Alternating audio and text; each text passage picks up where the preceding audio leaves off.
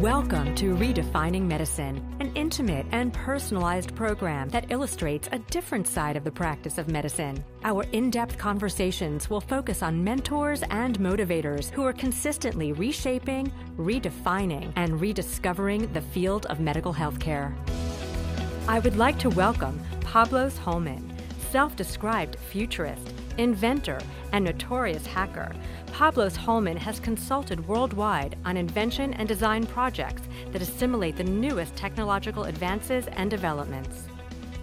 Thank you so much for joining us today, Pablos, fresh off the stage from your keynote presentation here at the A4M MMI and Medtech World Congress. It's a lot of acronyms. I wish I could tell you what they even mean.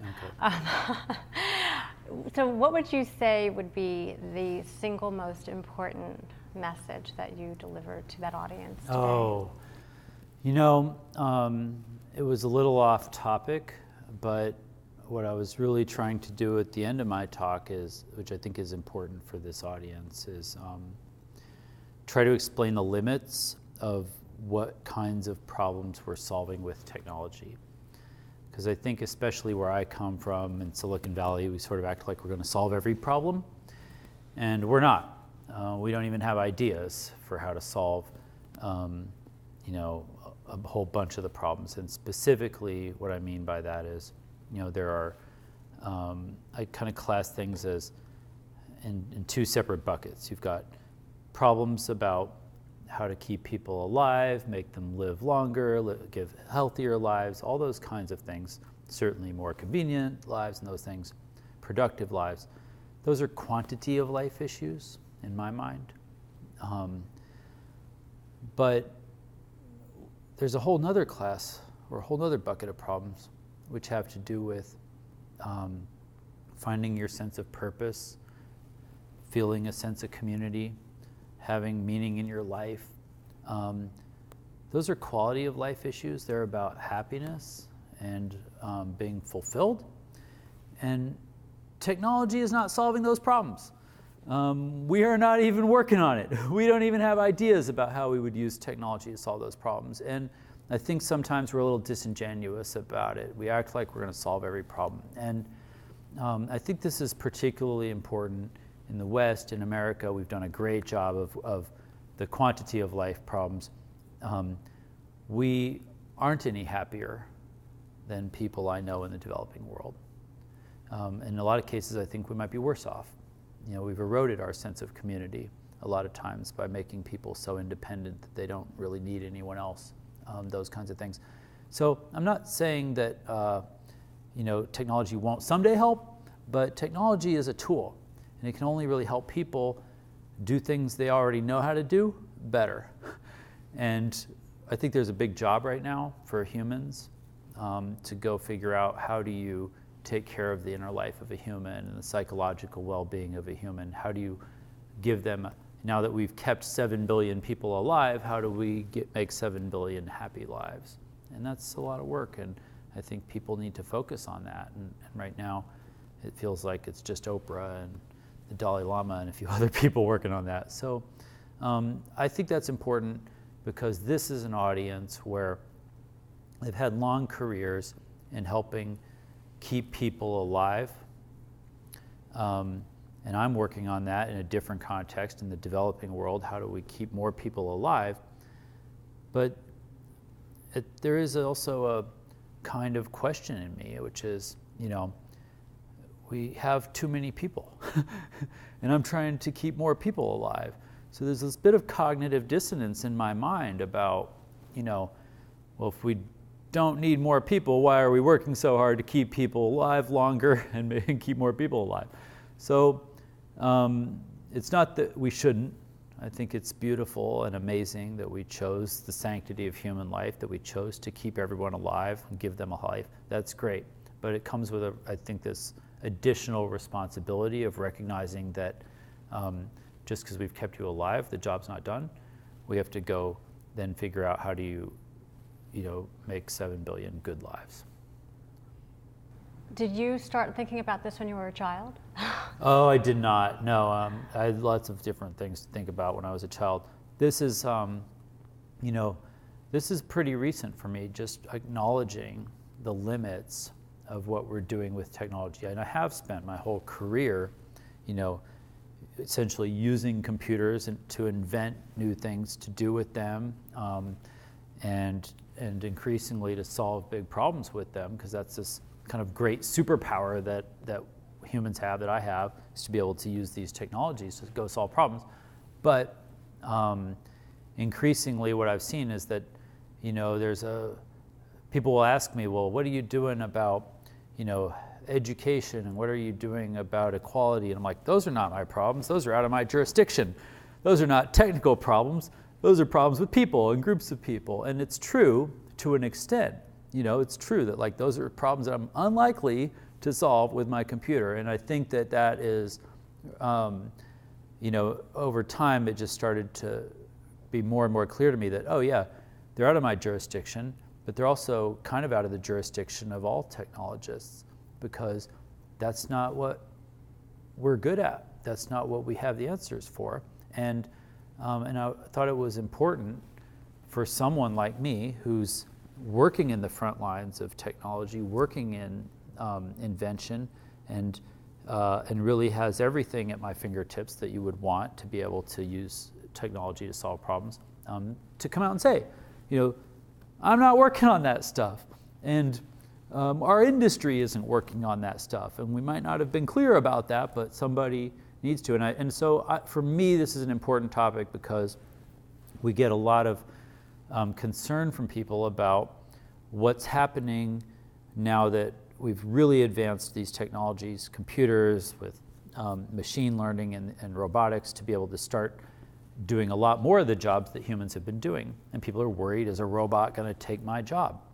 And for a lot of people, the answer is yeah, it is going to take your job, and it probably should, because it can do the job better than you. But it leaves you with this open question of, well, then what do we need humans for? And my answer is that we really, really, really need you. We really, really need humans to go do what they're uniquely good for, to go do what the machines and the robots can't do. And I'm saying right now, the machines and the robots can only do what we teach them how to do, and we are terrible role models for robots, right? There's a big job. An example of this is, my daughter's 11. She's in public school. She's got 30 classmates and 1 teacher. And we complain about overcrowding all the time. But I would trade any of her teachers who've all been good, for a displaced truck driver and a 1-to-1 student-teacher ratio. You don't need a very good teacher if you only have 1 student. Humans have to decide what our values are, what we care about, and we've got to deploy our people and our resources and our attention onto those things. And if we think education is so important, well, maybe it's more important than driving trucks. Let's have people do that. We got a lot of people, and they've got some free time, and they're about to get some more. Let's not squander it on Netflix. Let's have them do the things we care about. So I'm hoping people understand that. The first slide I showed is actually a population growth curve for the history of humans. And it looks like this. It's flat, flat, flat, thousands, hundreds of thousands, millions, and then 200 years ago, we went from millions to billions almost overnight. So, I show that as a way of people understanding that by definition, the problem going forward is different. What worked in the past won't work going forward. We have to invent solutions. But another way to read that chart is that we created about 3 billion jobs in the last 200 years. I think we can make a few more, right? So it's not necessary to freak out about whether robots are taking jobs so much. I'm not saying it'll be easy. Some people will have a hard transition. But we'll be creating lots of new jobs. There's lots of work to do, and I'm trying to help people, understand where I think those opportunities are. So reflect back to young Pablos when you were a child, if you can. Right. I know you're so busy all the time thinking about the future. Right. Think about the past. Okay. So what first ignited the spark in you to get into computers and your Right. fascination with Well, technology? I was a kid in Alaska. I think I was about 9 or 10. It was the late 70s. I got my first computer, which was essentially the first home computer, just because my dad had worked with some computers in big industrial things, early computers in the oil industry, and I think he just thought it was exciting and interesting. He wasn't really into computers. He just thought this was an interesting new thing, and so he got one for me. And Alaska doesn't have a lot going on. It's freezing cold. I was bored, and I didn't have anything better to do, and I was just intrigued by this thing. And it was, all you could really do is like crash it and reboot it. These things weren't very useful, but I got excited about it. I just started learning everything I could. I learned what all the little ones and zeros in there were doing, and I learned about computers. And then as computers progressed, which they did, obviously now we know, no one at the time knew, I just had to learn the new stuff. And so I learned everything I could about computers and what they were capable of and how they worked. And I just kept with that so long that, I have a lot of visceral experience with it. It's an intuition for me in a way. It's hard for anyone now to catch up. Kids these days can learn a lot about computer science or something in college, but they can't probably develop they don't have time to develop the same instinct. So I think that's really what drives me, is that I had this kind of superpower. I'm like, I could look at a problem and see, a computer could do that better. And I spent so much time as a child just trying to convince people, this computer is really cool, it's really useful, and it could do your problem, it could solve your problem in a really efficient way. Do you remember the first problem you solved? Oh, God. I remember when I was like 11, I had this weird, we had these like college baseball players that would live at our house in the summer because they were playing on a team nearby and they needed a place to stay. And I would go to their practice with them. So these are like college guys who were playing baseball in like a semi-pro league, and I was like the bat boy. I'm like an 11-year-old computer nerd. I'm like the first computer nerd, essentially. And so they'd never seen a computer nerd. They called me the whiz, because I would hang out and I would try and tell all these baseball players how cool my computer was. None of them thought this was cool at all. But I learned to spit, and I learned to throw a baseball. And I would come, and so I had the computer, I had this program on my computer that could take like their birth date and compute what were called biorhythms.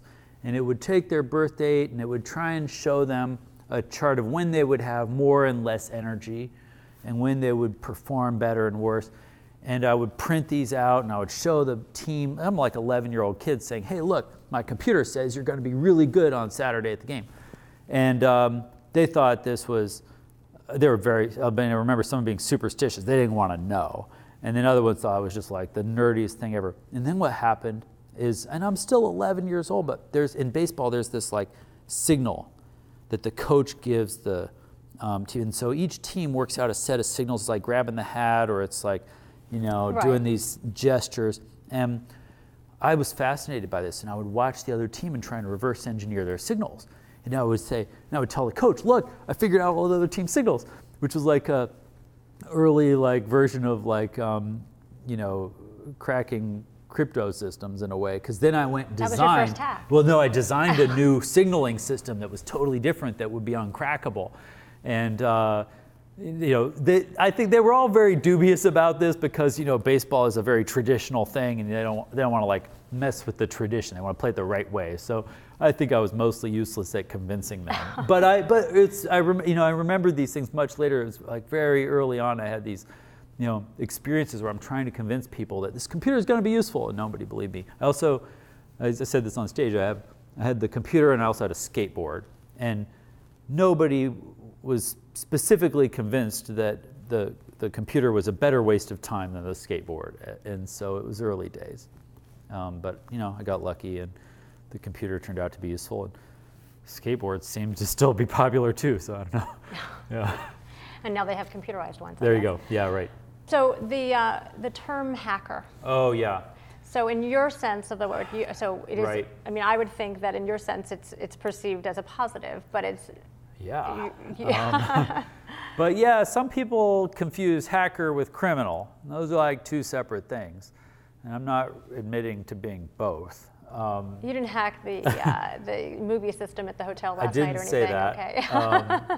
Yeah, have done that kind of thing before. But, you know, hackers have kind of different brains. And, you know, security problems are just kind of one irresistible class of puzzle for hackers to work on.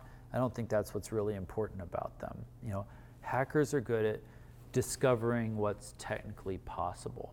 They don't read the directions. They don't do anything the way you're supposed to. Defining the problems within the situation. Yeah, everything around them is breaking, and they love that. They learn from that, and they figure out what's technically possible. And so I find hackers to be, you know, refreshingly irreverent and creative, and it's really important. You need them. That's what I said on stage. You know, you never get any new technology by reading the directions. And hackers are the guys who are like violating the warranty before they got the shrink wrap off. And that's what you need.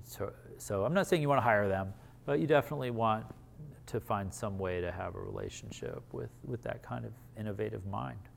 So you did not go to college. Well, no. You made that choice because you thought you were smarter, or you probably were. No, it wasn't that I thought I was smarter. I think, you know, it was, the college in those days, they were teaching like the science of computation and how chips worked at a few universities. I probably could have learned something there.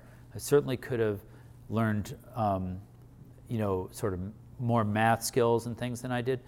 But I already knew a lot of that stuff, and I was more interested in application.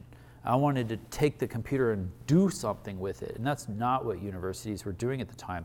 And I could get companies to buy me the coolest new computers and pay me to play with them, so that seemed like a better gig. You did at that time? Oh, at yeah, that age? yes. Okay. By the time I got out of high school, because I was the only one. I mean, companies would buy a computer, but they didn't have anybody who knew anything about it, and I knew everything about it. And so, you know, just through word of mouth, they would get told, "Oh, you got a computer? You got to call this Pablos guy." And so I would just show up, and literally at 18, I would come in and tell people like who've been doing their job for decades, well, you know, you can go find a new job, or I can show you how to use the computer to do your job. Nobody likes this, but it was kind of the fact of life at the time, because the computer in those days, this was like the late 80s, was just getting to the point where it could actually do the job better than the humans. And one of the first industries I worked in was like publishing and printing. And so the Mac had just gotten to the point where it could do, you know, like what was called desktop publishing. And so I would go into a company that had a graphic designer and a photo stripper and a layout person and a typesetter and a guy with a Yoo-hoo stick, all these different people to like make a page in a magazine or a newspaper or something. And I was like a 18-year-old punk, and I'm like, hey, we don't need you anymore. My computer can do it all. And they absolutely, of course, don't like hearing this, and I wasn't the best with, you know, social skills maybe at the time. And so that resulted in a lot of, you know, hurt feelings probably, but some people embraced it. And I would teach them everything about the computer and show them how the computer could do all those jobs in one.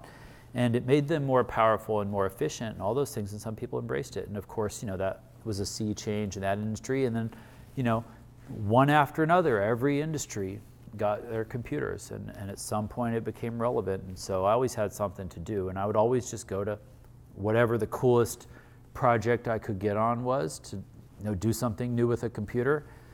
And then, you know, that just worked out for me. It's not clear. I mean, it's funny because through all of that, you felt like, uh-oh, what if they find out I didn't go to college? What if they find out I don't have a resume? It never came up. Well, I mean, people would find out, but if it did come up, right. You know, I felt anxiety about it because I felt like, well, there's probably no job in the world I could get if I applied. And so I felt like maybe I should do that someday or something, I don't know. And then what happened was, you know, and because of that, I also felt like every job I got, I better do well, because the only job I was going to get after that was going to be word of mouth. And it was going to be whoever they told to hire me. And but I kept going with that long enough that The world also shifted. College got so popular that it's not impressive to have a degree anymore. And now when people find out that I didn't go to college, they just assume that means I'm super smart. Right. And so now they're like, oh yeah, it's because you didn't have to go because you're as smart as like Bill Gates or something. That's what everyone thinks. And so that works to my advantage, I suppose. But I think, not going to college and wearing glasses are probably all you need for people to think you're really smart these days. So I don't know. Fast forward 30 years. Okay. Okay. It's 30 years? Yeah. Okay. Sorry. It's the anti-aging conference. It is. There you go. You look Salsa pretty great dancing keeps me young. That's the real trick to anti-aging, in case you don't know. So you're an inventor at Intellectual Ventures. Yeah, right. So tell us a little bit about the futuristic projects that you're working on. Right. Yeah, Intellectual Ventures is a very unusual place because what we've done is tried to find ways to invest in invention. And we don't really make products or anything. We just try to invent next generation technologies. And I do that on kind of a 10-year horizon. So I'm looking out 5 or 10 years in the future with those magic glasses with you're wearing. My magical X-ray glasses. No, I'm kidding. Trying to, figure out with my toolkit what technologies are going to be possible and practical on that time horizon. I'm collecting every new chip, every new sensor, every new algorithm or scientific discovery and just cramming that in my head. And then I collect problems, everything humans have ever done. And that goes in the other side. Do you sleep at night? There's like a Rubik's Cube in there matching them up at night when I'm sleeping. Yeah, I don't know. I mean, I think but that's essentially how it works, right? We're inventing with a more advanced toolkit than most people. I have a stable of inventors that I get to work with. We kind of turned invention into a team sport. So I have a bunch of other deranged geniuses around who I can collaborate with. And so we'll figure out inventions that might make sense in 10 years. Most companies don't get to do that. They only get to invent a faster, cheaper version of whatever they did last year. If you're at Hewlett-Packard, you're inventing a slightly better inkjet printer, which is cool. I wouldn't try to do that. I would try to invent what comes after inkjet, right? And they don't really have people to do that probably the same way that I do. And so that's the kind of invention we do. And then we do that by looking for the biggest problems that we can find. And most of our work now is in what we call global good. We have a fund from Bill Gates. He hangs out at the lab. We invent with him. He funds those projects. And you're working on a lot of public health issues? A lot of them are in global health issues, trying to solve problems in the developing world. And we're really lucky to be able to do that because we get to take on a problem that 1 billion people have. That's a lot cooler than making iPhone apps to have shit delivered to your dorm room, which is a lot of what Silicon Valley has kind of focused on. I don't think it's bad, it's just not as important. And so you can do that as practice and learn to ship an app and make a product and those kinds of things, but the job's not done just because you've made a product for rich people. The job then is to take this technology and figure out how do we bring it to 1 billion people who need it. And so I'm trying to show people how that's possible because we do get to do that a lot and we're lucky about that. So in the lab, we have all kinds of, this is the other thing, we're not real focused. So a bunch of guys with ADHD running around? Or what? Yeah, right. We're not focused on a specific industry the way anybody else would be. So we've invented the first project I worked on was a brain surgery tool, a machine to suppress hurricanes. I tried to cure cancer, which didn't work, but you're still working on it? No, I don't keep banging my head on cancer. I worked on self-sterilizing elevator buttons after that, which does work. But the point is, I'm just going to steer towards wherever we have a great opportunity and where we have an idea. And that's a luxury most people don't get. Can you talk about your work with malaria? Oh yeah, malaria is probably our biggest single, if we had a focus, it would be that. And that's because, Bill brought us that problem. He's got the foundation and all their people and resources figuring out which problems are important. Malaria is probably the biggest. That's almost 1 million lives a year. Half of them are kids under 5 who die.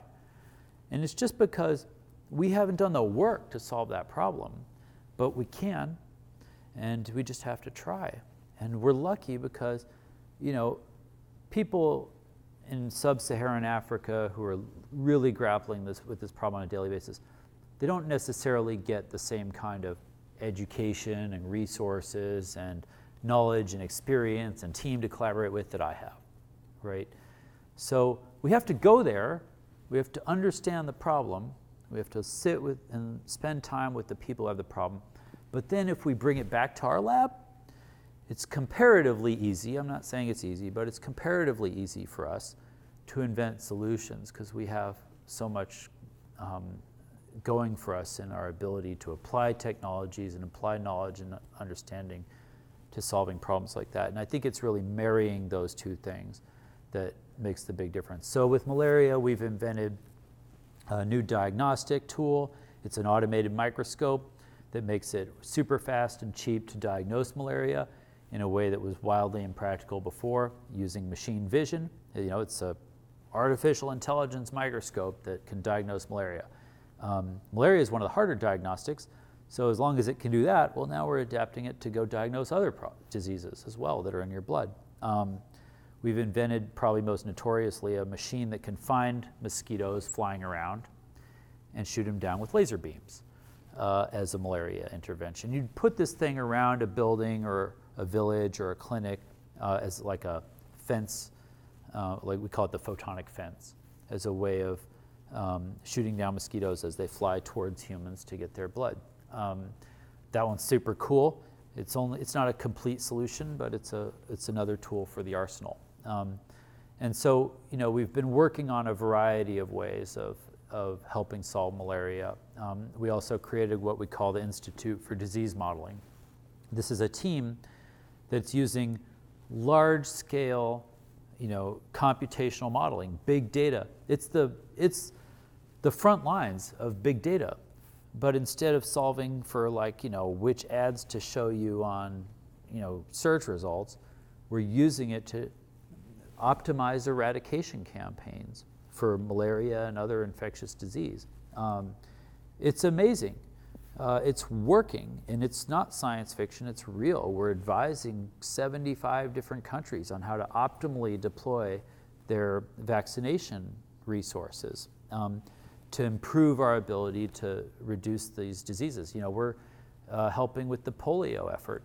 We'll probably be able to eradicate polio once and for all, again, any day now. And it's because of these new tools that are unprecedented for humans, these new abilities from technology that we have to go after the problems in a different way. And so...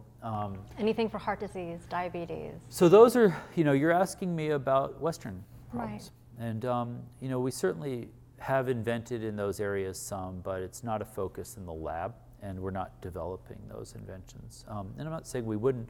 Those are the kinds of things where if we have a good idea, with those, we'd probably partner with a Western, medical device company or pharma company or something to develop them, because that makes sense, and they have a business case and all kinds of things that make sense to develop health inventions in that context. What they don't have is a way to go develop something for the developing world, and so we have to fill that gap, and that's why we have that focus in there. Right. Yeah. So your daughter. Oh yeah, who made an appearance in my slides, right? Tell me about her and her interests.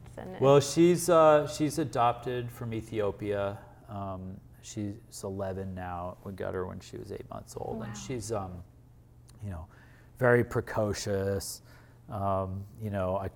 She's a big pain in the ass, but of course I'm super proud of her, and I wouldn't have it any other way. She's great. We have a lot of fun together. Does she have an interest in your work and what you do? Does she know you're a notorious hacker? Yeah, she does know, and she was, I feel really great because I did get to go to her school and talk to the students about Invention. Yeah, and I really smoked it because I had a much cooler job than other dads, and so she was proud of me for that.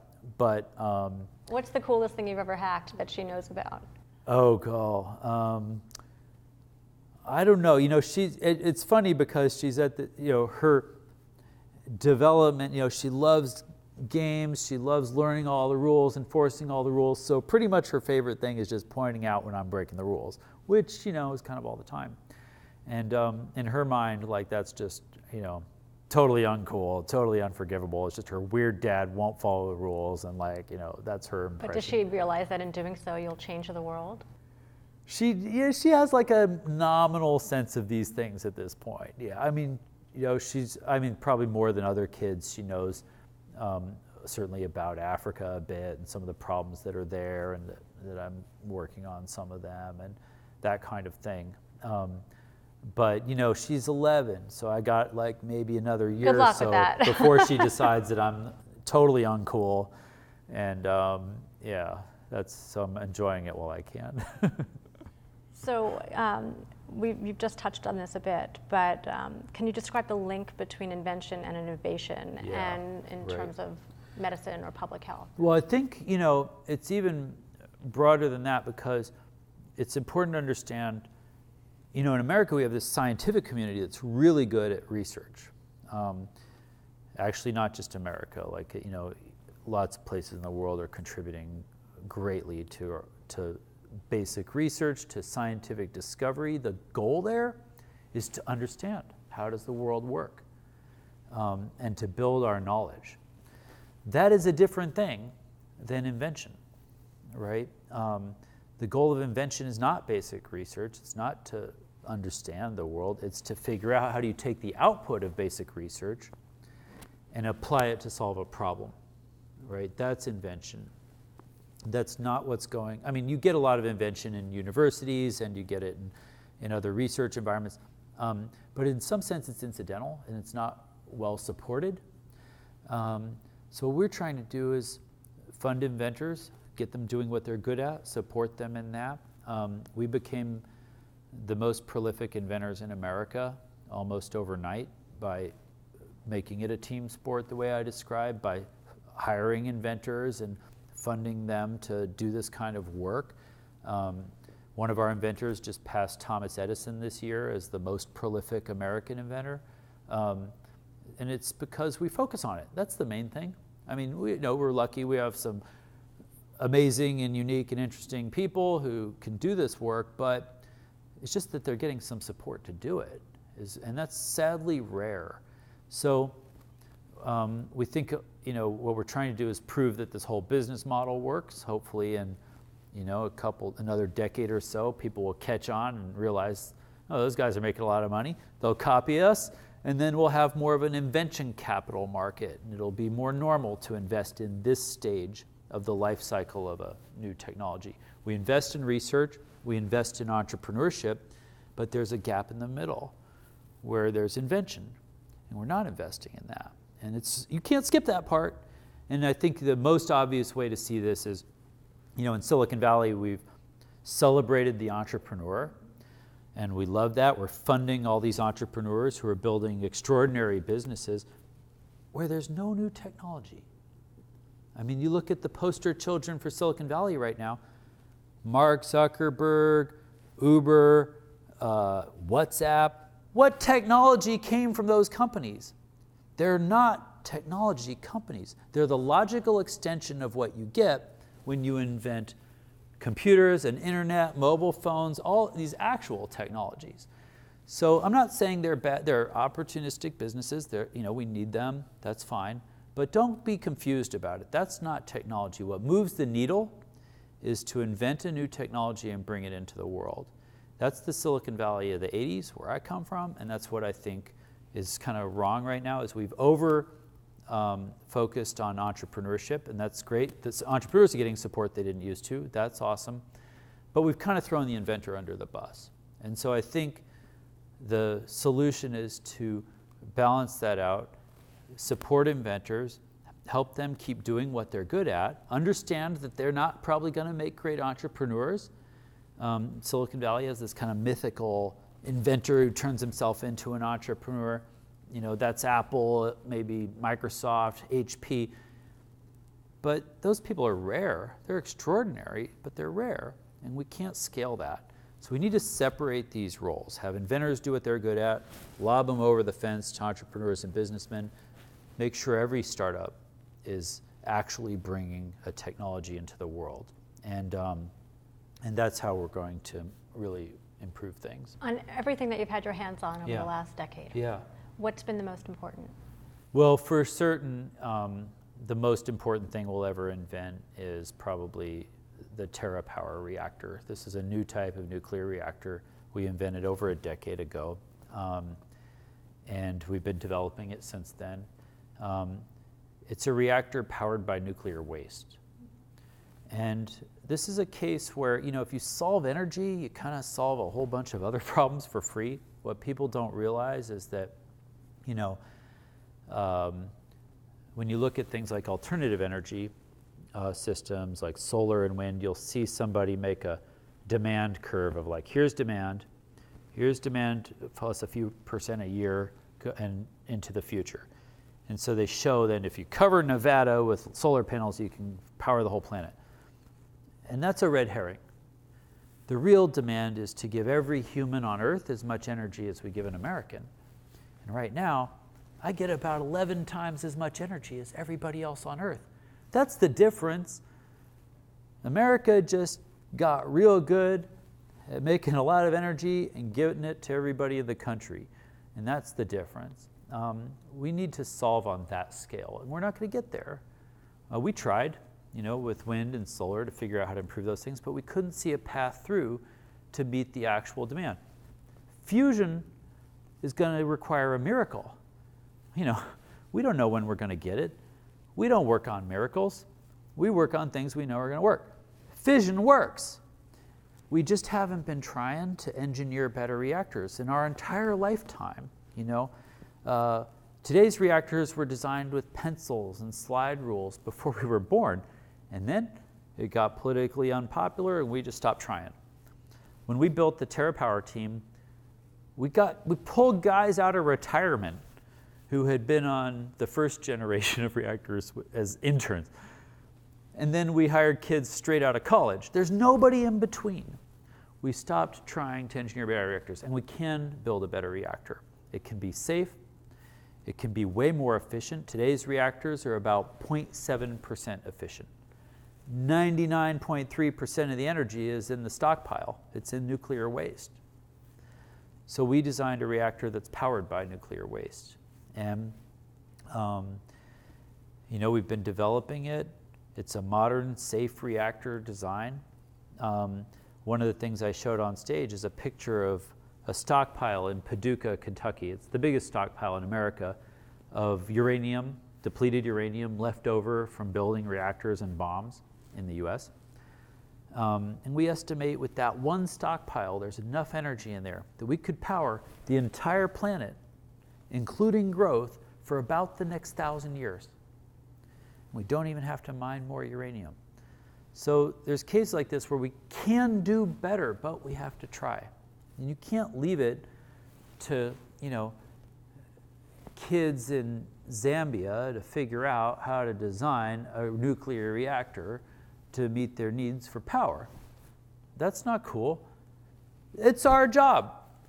Just because we made reactors to power America doesn't mean the job's done. We have to go figure out how do we build a reactor that's appropriate in China, that's appropriate in the Middle East, that's appropriate in Africa, and we're doing that. So the TerraPower reactor, I think, will probably be the most important thing we ever do. It'd be cool if we did something better than that. I don't know. And it's advancing. We now have a deal to build a test core in China in mid-2020s. It's not like making iPhone apps. It takes a long time. Commercial reactors hopefully would be a decade after that. And I think it's important. It's important to do in China. I'm trying to save the world, not just America. So, What do you think are some of the biggest technological advancements that are coming that you see changing? Well, I think first it's important to understand we only occasionally get a major breakthrough. Most of what's been happening in our life comes from one invention, which is the computer, the transistor, the digital computer. And almost everything we've done has been derivative of that. Even when you look at advances in biotech and stuff, it's because we have computers that it gives us that ability. And so, dangerous to extrapolate and say, that we're gonna, the pace of innovation is accelerating and therefore we're gonna be able to do everything. That's not true. We might get breakthroughs, but they might take 1,000 years. We don't know. Solar needs energy storage. We need a breakthrough in energy storage. We might get it tomorrow. We might never get it. So I think it's good to understand that. That said, probably the most significant breakthrough we've had recently is CRISPR-Cas9. That's a new frontier. We're going to be able to touch on that a little bit? All kinds of amazing things with CRISPR. So that gives us the ability to go edit the genetic material in a living human. Before we had ideas like editing genes and then implanting them in stem cells or embryos and growing a better human. But now, we're getting technology. We're going to be able to go to China and sell blonde hair. Actually, we probably won't. They'll probably figure it out long before us. We're going to be able to go to China and sell blue eyes. Now, they're probably going to figure it out before us. Actually, honestly, China's where a lot of the amazing research in this is because, they have a different environment. They're willing to do human trials in a way that we aren't. And so in terms of CRISPR and changing the genetics, so sure. it's going to actually for today and future generations. Yeah. So if you have cancer in your family or you have diabetes, you're predisposed to that. You can just nip it at the button. That's right. Yeah. That's fascinating. There's a lot of work to do. I don't want to oversell this. There's a lot of research to do. We're at the very beginning, but it's kind of like that Apple II I showed on stage. It lights up your imagination.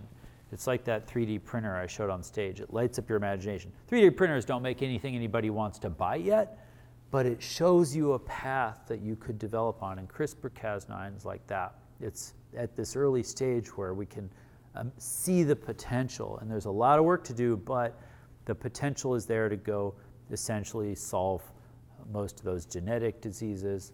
I think a lot of the driving development, sadly, won't be diseases. It'll be cosmetic, and it'll be making taller humans, and it'll be making blonder humans, and these kinds of things. But,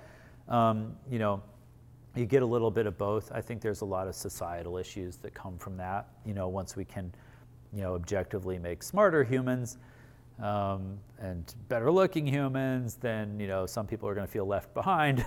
Those are going to be tough transitions. I don't really want to speculate. Hopefully I'll die before that happens because, I don't want to deal with those problems. But that said, a lot of the problems we deal with, and especially when we're talking about anti-aging, that's a frontier that's going to be very impactful. And, I'm probably not the guy who's going to contribute a lot in that area, but I'm certainly fascinated, and I think we're lucky that we have a lot of people, especially even here, that will get to go work with those tools and advance them.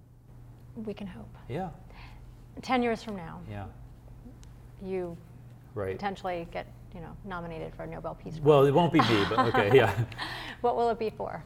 Well, what do you want your legacy to be? Well, it won't be my legacy, but I think, in the history book of the future, you're going to see the Intellectual Ventures Lab next to Edison's lab. Probably the single biggest reason will be that we took on a new area in science called Metamaterials, and we've advanced that a lot.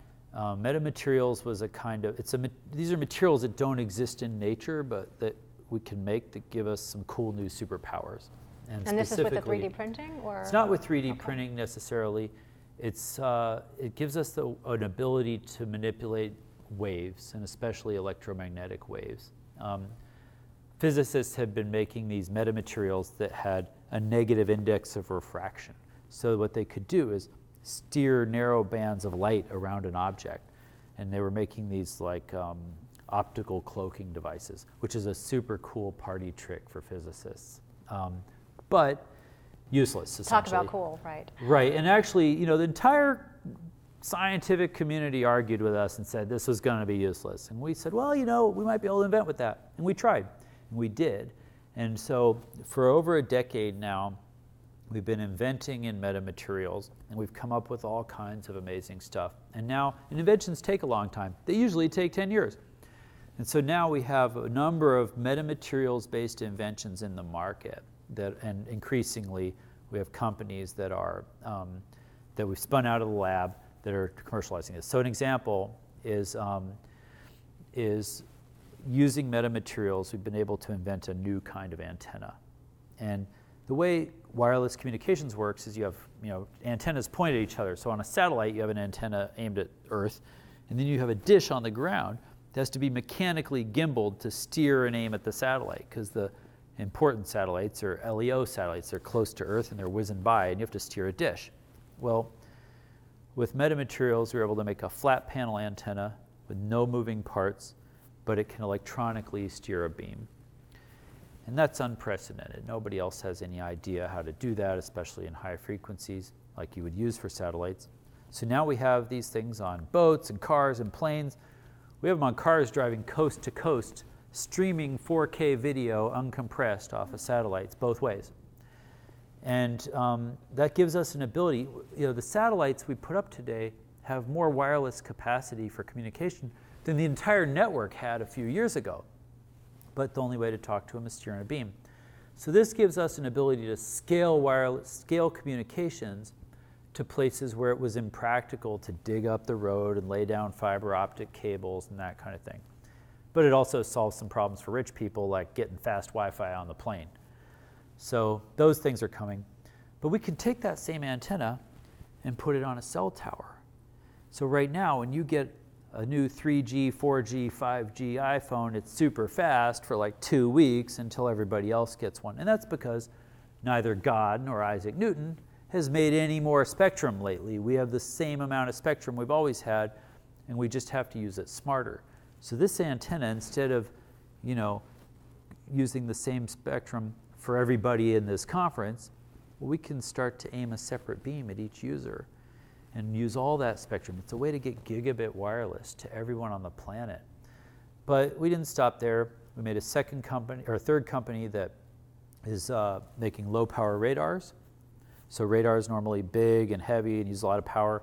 We can fit ours on a drone, and it can see barbed wire fences miles away for collision avoidance. We can build it into the bumper of a car and do low power collision avoidance in the snow when normal self-driving cars can't see where they're going in the fog. They need radars for that. We can get rid of the spinning laser that Google uses. We made a fourth company that does security imaging. So, the backscatter detector at the airport, well, we can do live video that way and see right through your clothes. It's very exciting. But you think about soccer stadiums, you want to scan 40,000 people in an hour for guns and knives. Well, we could do that. We have another company now that we haven't quite spun out of the lab yet. We probably haven't even talked about this publicly, but we're using the same technology for power beaming. So we can beam power to a drone that has no battery and keep it aloft indefinitely. Normal drones have to come back and swap out batteries every 20 minutes. But we can also put that antenna in the ceiling and beam power to your phone. Everybody's excited about the new iPhone because it's got wireless power with a range of like 3 millimeters. We got wireless power with a range of 30 meters. We just beam power to your phone and charge it in your pocket. So there's all kinds of capabilities. I mean, Metamaterials was truly a new superpower for us. We've done a lot of invention work in that area. The scientists who discovered that should definitely get a Nobel Prize one day. I hope they do. They certainly deserve it because that's changed fundamentally our toolkit for invention and changed a lot of the big problems that humans are trying to solve. So I won't get a Nobel Prize. I'm ineligible because I'm a computer hacker and I'm unlikely to do anything that important. But on the positive but side of the lab certainly will have a part in that. Yeah. Well, thank you so much for your contributions to the world. My pleasure. And I look forward to seeing everything else that comes down the pike that you have your hands in. Thank you so much. And thank you for joining us. All right.